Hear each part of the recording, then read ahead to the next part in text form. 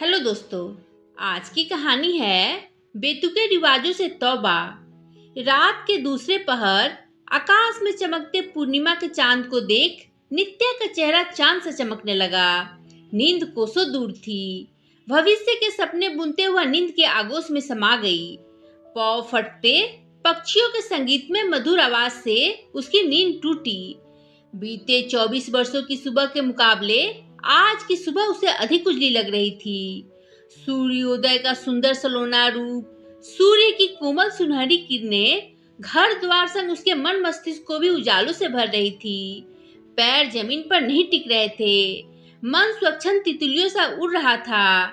महीने भर की मशक्कत व हजारों मिन्नतों के बाद मम्मी पापा ने उसकी खुशी के खातिर विजातीय विवेक को दामाद बनाना स्वीकार किया था। विवेक साउथ इंडियन तो नित्या महाराष्ट्रियन।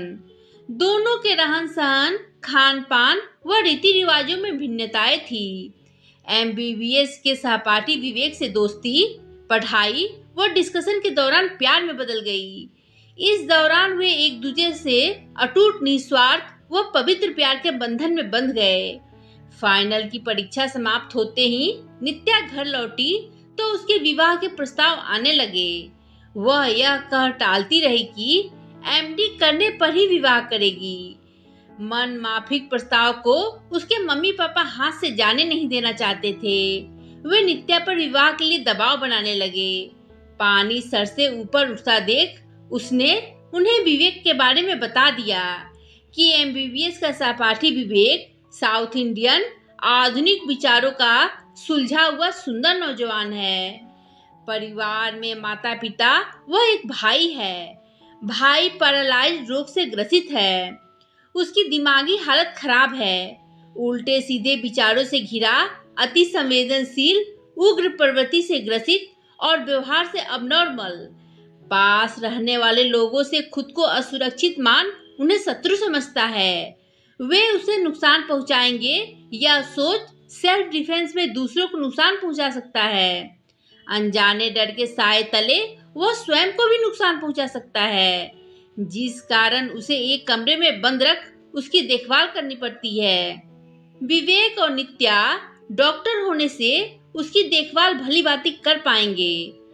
यह सुन नित्या के माता पिता ने इस अंतरजातीय विवाह के लिए असहमति जता दी थी, किंतु नित्या के तर्क वितर्क, जिद व प्यार की दुहाई के आगे बेटी की खुशी के खातिर सहमति दे दी।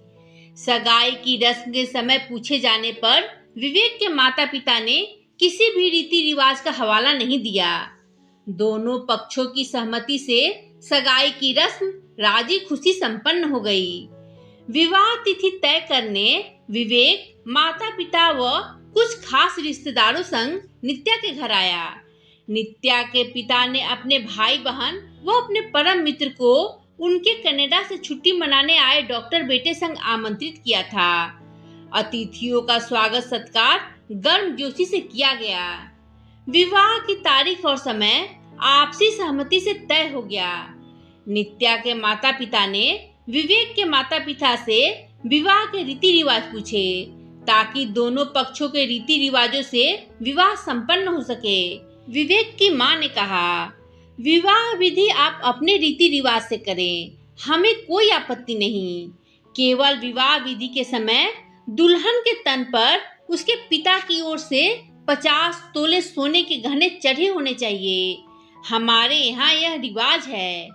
यह बात सुन नित्या के माता पिता परेशान हो गए, किंतु स्थिति की नजाकत को ध्यान में रख आपस में सलाह कर उन्होंने इस बात के लिए हामी भर दी। नित्या माता पिता की आर्थिक स्थिति से भली भांति परिचित थी। छोटी बहन इंजीनियरिंग की पढ़ाई व भाई सरकारी प्रवेश परीक्षा की तैयारी कर रहा था। पिता की नौकरी के बल पर ही घर खर्च व बच्चों की पढ़ाई चल रही थी। उनके पास बैंक बैलेंस, संपत्ति या पुश्तैनी जायदाद नहीं थी। कर्ज लेकर 50 तोले सोने के गहने बनवाने की बात नित्या ने सुन ली थी। माँ की बगल में बैठा विवेक सारी बात सुनकर भी चुप था। यह बात नित्या को खटक गई। उसने दोनों पक्षों से विवेक से अकेले में बात करने की अनुमति ले ली। खुली हवा में खुले मन से घर के बाहर छोटे से आंगन में विवेक को पिता की आर्थिक स्थिति से अवगत करा विनती की कि वह अपनी मां को समझाए कि 50 तोले सोने के गहने के रिवाज का कोई तुक नहीं। हम शिक्षित लोगों को तो कम से कम इस तरह के बेतुके रिवाजों से तौबा करनी चाहिए। विवेक नित्या के इस बात से सहमत नहीं था, सो कहने लगा, मैं अपनी माँ के अरमानों पर पानी नहीं फेर सकता। माँ ने वर्षों से मेरी शादी के सपने संजोए हैं। मेरे मानसिक रोगी भाई की शादी तो होने से रही, मुझसे ही उन्हें आस है, मैं उन्हें निराश नहीं कर सकता। विवेक की इस प्रतिक्रिया से नित्या बुरी तरह आहत हुई।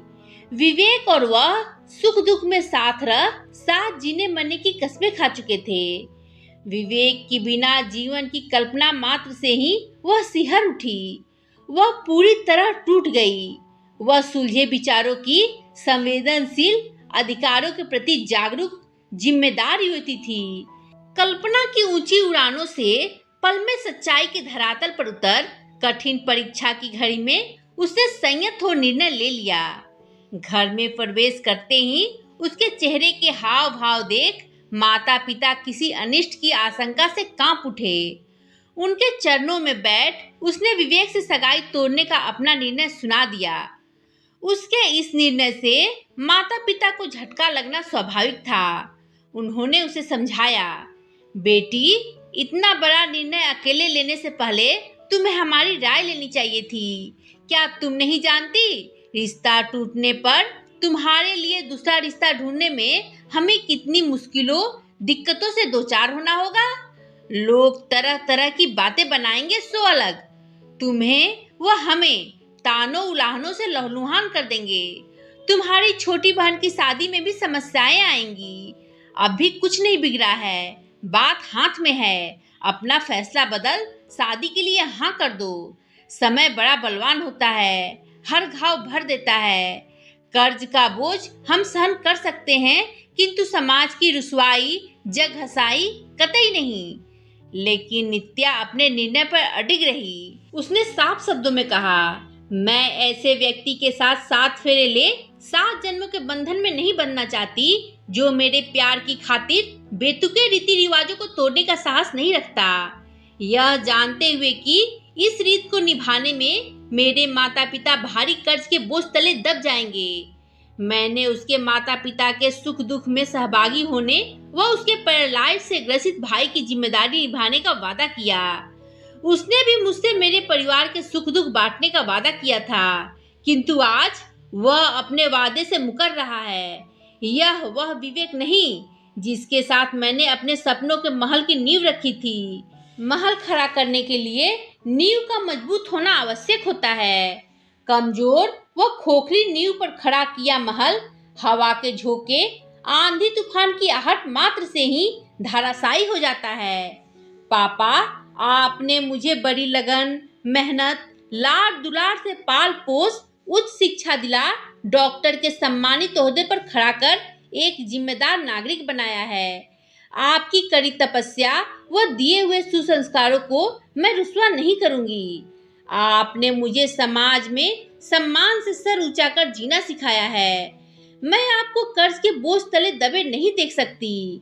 रीति रिवाजों की आड़ में विवेक के घर वालों के सामने आपके सर को झुका नहीं देख सकती। सदियों से समाज में व्याप्त रीति रिवाजों, कुरीतियों और सरी गली मान्यताओं को पूरा करने में मैं सहभागी नहीं हो सकती। विवेक, हमारी यह आखिरी मुलाकात है। तुमसे विनती करती हूँ, यहाँ से चले जाओ। अब हमारा आपस में कोई नाता नहीं। वहां बैठे नित्या के पिता के मित्र व उनके बेटे ने आपस में कान में खुसुर फुसुर की। मित्र ने सबसे अनुरोध किया कि उनका बेटा कुछ कहना चाहता है। बेटे ने शालीनता से अपनी बात इस तरह रखी, मैं बिना किसी रीति रिवाज की दुहाई दिए नित्या से विवाह करने का इच्छुक हूँ। मुझे इस जैसी जीवन संगनी की तलाश थी जो अपने सुसंस्कारों को जीवित रखते हुए रीति रिवाजों की बलि चढ़ने के विरुद्ध अपनी आवाज बुलंद कर सके। मेरी एक शर्त यह है कि नित्या स्वयं इस विवाह के लिए तन मन से सहमति दे, तथा उसके माता पिता का आशीर्वाद हमें मिले। मेरे माता पिता ने मुझे जो संस्कार दिए हैं उनमें मानवता व निस्वार्थ भाव से प्रेम व रिश्तों को निभाना ही सबसे बड़ी रीत है। ये सुन नित्या ने शादी के लिए अपनी सहमति दे दी। तो दोस्तों, आपको ये कहानी कैसी लगी कमेंट कर बताएं। कहानी पसंद आई हो तो लाइक शेयर करें और मेरे चैनल को सब्सक्राइब कर बेल आइकन दबाना ना भूलें, जिससे कि मेरी कहानियाँ आपको लगातार मिलती रहे। धन्यवाद दोस्तों।